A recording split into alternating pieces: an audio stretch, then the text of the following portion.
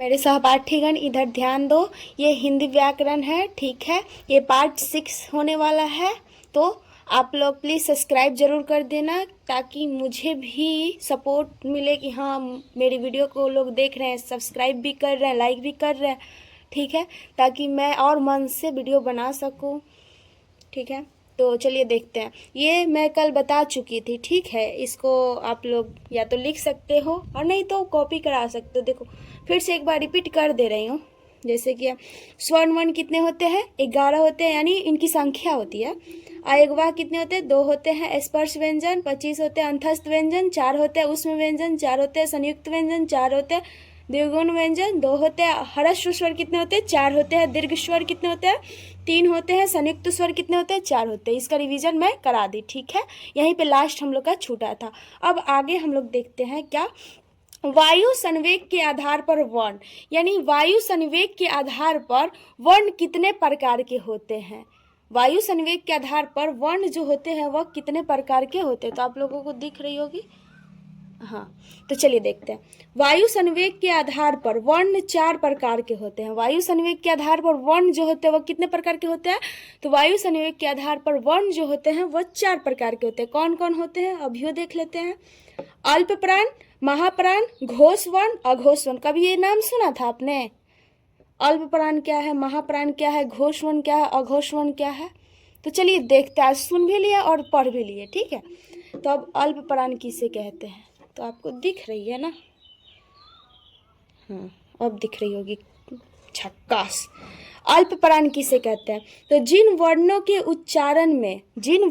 उच्चारण में वायु धीरे धीरे ली अथवा छोड़ी जाए, यानी धीरे धीरे ही ली जाती है और धीरे धीरे ही रुकिए हाँ, धीरे धीरे ही ली जाती है और धीरे धीरे ही छोड़ी जाती है, उसे क्या कहते हैं?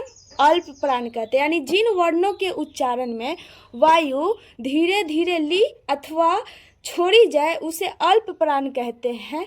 मतलब इसमें जो है हम लोग सांस जो लेते हैं वह धीरे धीरे लें और धीरे धीरे ही छोड़े तो क्या है? अल्प प्राण है। यानी किसी वर्ण का उच्चारण करते हैं, जैसे हम क्या किस चीज़ का उच्चारण किए? ग, तो धीरे धीरे लिए धीरे धीरे छोड़े, तो ठीक है। इसमें जो लिखा है प्रत्येक वर्ग का पहला, तीसरा, पांचवा वर्ण होते हैं। यानी इसमें प्रत्येक वर्ग का, यानी वर्ग कहने का मतलब क से लेके अंग तक, क च से लेके य तक, इसको वर्ग कहा जाता है, ठीक है। तो प्रत्येक वर्ग का पहला, तीसरा, पांचवा वर्ण होते हैं, ठीक है। तो आगे देखते हैं। यानी मैं आपको ये दिखाना चाह रही हूँ, ठीक है। जैसे में देखो, है क वर्ग है, ये क वर्ग है, ठीक है। क से लेके अंगा तक। तो इसमें क्या बोल रहा है? पहला, तीसरा और पांचवा क्या है?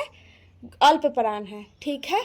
तो प्रत्येक अंतस्थ व्यंजन अल्प प्राण होते हैं, यानी जितना अंतस्थ व्यंजन है 4 गो है ना, तो सब क्या है? अल्प प्राण है। अल्प प्राण बराबर में तुम ऐसे याद कर सकते हो, यही मेन है, यही VVI यही मेन है, ठीक है। अल्प प्राण 135 प्लस अंतस्थ व्यंजन। 135 हम क्यों लिखे हैं? यहाँ पे 1 का मतलब क, 3 का मतलब ग और 5 का मतलब अंग, ठीक है। तो 135 प्लस अंतस्थ व्यंजन, ठीक है। तो अल्प प्राण बराबर कितना हम बोल सकते हैं? 135 प्लस अंतस्थ व्यंजन, ठीक है। अब चलिए आगे देखते हैं हम लोग। महाप्राण, ठीक है। महाप्राण किसे कहते हैं? तो जिन वर्णों के उच्चारण में वायु, जिन वर्णों के उच्चारण में वायु तेजी से ली जाए अथवा तेजी से ही छोड़ी जाए वह उसे क्या कहते हैं हम लोग? उसे महाप्राण कहते हैं।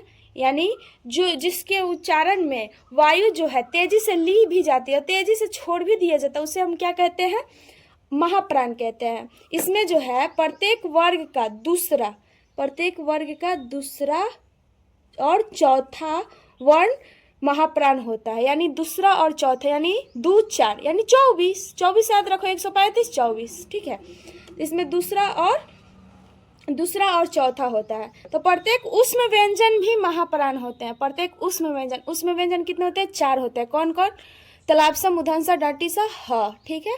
तो इसमें प्रत्येक उसमें व्यंजन भी महाप्राण होते हैं। महाप्राण बराबर जैसे सेम यहाँ पे है, यहाँ पे हम लिखवाए हैं, सेम यहाँ पे भी है। महाप्राण बराबर 24 प्लस उसमें व्यंजन। अगर वीडियो अच्छी लगी हो तो प्लीज़ सब्सक्राइब जरूर कीजिएगा। यहीं पे आज समाप्त करते हैं, फिर अगला वीडियो कल आएगा, ठीक है। तो प्लीज़ सब्सक्राइब करिएगा ताकि मुझे भी हिम्मत मिले कि हाँ मैं आगे वीडियो बना सकूँ।